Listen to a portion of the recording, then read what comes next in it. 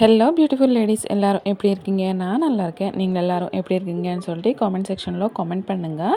இன்றைக்கி நம்ம வீடியோவில் என்ன பார்க்க போகிறோம்னா, ஃபஸ்ட் டைம் கார்டனிங் ஸ்டார்ட் பண்ணுறவங்களுக்கு நான் என்னென்ன டிப்ஸ் நான் ஃபாலோ பண்ணேன், அப்படியெல்லாம் நம்மளுக்கு ரொம்ப ஹார்வெஸ்ட் வரணும் அப்படின்னு சொல்லி நம்ம ஆசைப்படுறதுல தப்பே இல்லைல்ல. அது மாதிரி ஹார்வெஸ்ட் ரொம்ப வரணும் அப்படின்னு வரணுன்னா நம்ம என்னென்ன பண்ணலாம், அது எல்லாமே இந்த வீடியோவில் எனக்கு தெரிஞ்ச டிப்ஸ் உங்கள் கூட நான் இன்றைக்கி ஷேர் பண்ண போகிறேன். அதுக்கு முன்னாடி நம்ம கத்திரிக்காய் செடிக்கு இப்போ தான் நம்மளுக்கு காய் எல்லாமே ஸ்டார்ட் ஆகுது.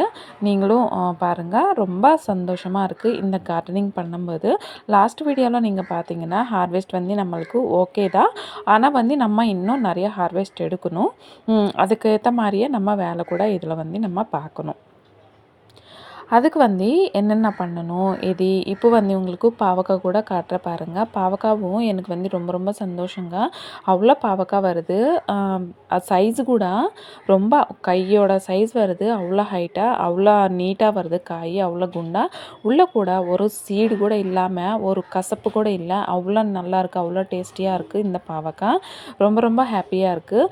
செடி பார்த்தா அவ்வளோவா ஹெல்த்தியாக தெரியல, ஆனாலும் ஹார்வெஸ்ட் நம்மளுக்கு நிறையவே வருது. ரொம்ப ஹார்வெஸ்ட் வருது. எப்படி சொல்கிறதுன்னா, நம்மளுக்கு லாஸ்ட் வீக் நம்ம ஒரு 3/4 கிலோ நம்ம பாவக்காய் ஹார்வெஸ்ட் எடுத்துருக்குறோம். இப்போ இந்த வீடியோவில் கூட, இந்த வீடியோவில் இல்லை, நெக்ஸ்ட் ஹார்வெஸ்ட்டுக்கு கூட நம்மளுக்கு பாவக்காய் ரொம்பவே வரும். இப்போ நம்மளுக்கு புதுசாக டெரஸ் கார்டனிங் பண்ணுறவங்களுக்கு, இல்லை இந்த மாதிரி நிலமையில பண்ணுறவங்களுக்கு, லேண்டில் பண்ணுறவங்களுக்கு நான் சில டிப் கொடுக்க போகிறேன். உங்களுக்கு நல்லாவே யூஸ் ஆகும்னு நினைக்கிறேன். இந்தாங்க, ஃபஸ்ட்டு நம்ம செடிக்கு டிஸ்டர்பன்ஸாக இருக்கவே கூடாது. நம்ம எப்படி ஃப்ரீயாக நம்ம இருக்கணும், நம்மளுக்கு எப்படி கம்ஃபர்ட் இருக்கணும் அப்படின்னு நம்ம நினைப்போமோ, நம்ம செடி கூட அப்படி தான். அவங்களுக்கு டிஸ்டர்பன்ஸே இருக்கக்கூடாது. இது மாதிரி வேஸ்ட் எல்லாமே 2 நாளுக்கு ஒரு தடவை நம்ம க்ளீன் பண்ணிக்கிட்டே இருக்கணும். அது ஒரு டிப்புங்க. இது ரொம்ப ரொம்ப டிப்பு. எதுக்குன்னா, அது இருக்கிற ஸ்ட்ரென்த்து வேஸ்ட்டே அது எடுக்கும். நல்ல செடிக்கு ஸ்ட்ரென்த்து குறைஞ்சி போயிடும். ஸோ அதனால் அது ஹார்வெஸ்ட் அவ்வளோவா எடுக்க முடியாது. நெக்ஸ்ட் நம்மளுக்கு இந்த இலை இருக்கும் இல்லையா, செடிக்கு வந்தால் இந்த இலை எடுத்துடணும். எப்போ வர இலை புதுசாக வந்த இலை மட்டும் இருக்கட்டும். பழைய இலை எல்லாமே நம்ம எடுத்துடணும். அப்படி எடுத்தால் தான் நம்மளுக்கு அதை ஒரு ஸ்ட்ரென்த்து காய்க்கு போய் காய் நிற்கும் செடிக்கு. இல்லைன்னா ஸ்ட்ரென்த் எல்லாமே ஐயோ செடி சூப்பராக வருது அப்படின்னு நம்ம நினச்சோம்னா, நம்மளுக்கு அந்த ஸ்ட்ரென்த்து காய் வரைக்கும் போகாது, இலையோடவே நின்றும். அதனால் நம்ம செடிக்கு இருக்கிற இலை இந்தாங்க, நான் ஒரு 5-6 இலை பிரித்து உங்களுக்கு காட்டுற பாருங்கள். கீழே வரும் இல்லையா இலை, எல்லா செடிக்கும் இப்படி தான். ஒரு கத்திரிக்காய் செடிக்கு மட்டும் இல்லை, எல்லா செடிக்குமே இதே மாதிரி தான். இதே மாதிரி ப்ராசஸ் தான். பழைய இலை எல்லாமே நம்ம எடுத்துட்டோம்னா நம்மளுக்கு அந்த செடிக்கு நல்ல ஸ்ட்ரென்த்து போகும். ஒரு 60% அதுக்கு நார்மலாகவே ஸ்ட்ரென்த் இருந்ததுன்னா, இது எல்லாமே நம்ம பண்ணுறதுனால இன்னும் 20% ஸ்ட்ரென்த்து அது செடி நம்மளுக்கு நல்லா ஹெல்தியாக, நம்மளுக்கு ரொம்ப ஆர்கானிக்காக நம்மளுக்கு செடி வரத்துக்கு வாய்ப்பு இருக்குது. இந்தாங்க, இது மாதிரி இது எங்கேயும் தூக்கி போடாதீங்க, அந்த செடியிலவே போடுங்க. இது நல்லா எருவாக மாதிரி அதுக்கு திரும்பி அதுக்கு ஸ்ட்ரென்த்து கொடுக்கும். அது மாதிரி நான் நிறையவே போட்டு வச்சுருக்கிறேன். அப்புறம் இந்த கத்திரிக்காய் செடி டெரஸ் கார்டனில் எதை மாதிரி தொட்டியில் போடணும் அப்படின்னு சில பேருக்கு டவுட் இருக்கலாம். அது மாதிரி இருக்கிறவங்களுக்கு இந்த காய்கீரை செடி எல்லாத்துக்குமே நம்மளுக்கு க்ரோ பேக் இருக்கும் இல்லையா, அந்த grow bag 12x12 12x12 back நம்மளுக்கு இந்த கத்திரிக்காய், கொத்தவரங்காய், வெண்டைக்காய் இதுக்கு எல்லாத்துக்குமே நம்மளுக்கு கரெக்டாக இருக்கும். நெக்ஸ்ட் இந்த பாவக்காய், சுரக்காய், பீர்க்கங்காய், பறக்கிற செடி எல்லாத்துக்குமே 24x24 அதுக்கு பிளேஸ் ரொம்ப வேணும். அப்போ தான் அது நல்லா ஹார்வெஸ்ட் கொடுக்கும். இந்த நம்மளுக்கு கத்திரிக்காய், கொத்தவரங்காய், வெண்டைக்காய், அப்புறம் இந்த பறக்கிற செடி இந்த கீரைக்கு, புளிச்ச கீரைக்கு, அப்புறம் வந்து முள்ளங்கி இது எல்லாத்துக்குமே நம்மளுக்கு 12x12 பேக் வந்து கரெக்டாக இருக்கும். அப்புறம் வந்து நம்ம மண் வந்து எப்படி நம்ம கலந்து நம்ம யூஸ் பண்ணணும் அப்படின்னு சொன்னால் 1:1:1:1ல நம்ம வந்து இது பண்ணலாம். ஒரு ஒரு ஒரு எப்படி சொல்கிறது, இப்போ ஒரு டப்பா கணக்கில் நான் சொல்கிறேன். இப்போ வந்து ஒரு டப்பா மண், ஒரு டப்பா எருவு, ஒரு டப்பா வந்து கொக்கோபிட்டு, அப்புறம் வந்து ஒரு டப்பா வந்து நம்மளுக்கு இன்னொரு இது கிடைக்கும் வேப்ப பவுடர் மாதிரி கிடைக்கும். விப்ப மண்ணுன்னு சொல்லுவோம் நம்ம. அது அது வந்து எல்லாமே கலந்து ஒரு தொடியில் வந்து நம்ம ரெடி பண்ணி அது வந்து ஒரு வாரமாக நம்ம அப்படியே தனியாக விட்டுறணும். அதே மாதிரி தனியாக விட்டுச்சுன்னா மண் வந்து நல்லா உதிரியாக ரெடியாகி நம்மளுக்கு அதில் இருக்கிற ஸ்ட்ரென்த்து, அதில் இருக்கிற அந்த ஆர்கானிக்கு எல்லாமே வந்து வெளியே வந்து மண் வந்து ரொம்ப ஸ்ட்ராங்காக தயாராகும் நம்மளுக்கு. அதுக்கப்புறம் செடி போட்டோன்னா சூப்பராகவே வளரும். அப்படியே வந்து ஃபாஸ்ட்டாக க்ரோயிங் இருக்கும். ஃபாஸ்ட்டாக ஹார்வெஸ்ட் வந்து நம்ம எடுக்கலாம். இது வந்து ஒரு டிப்புங்க.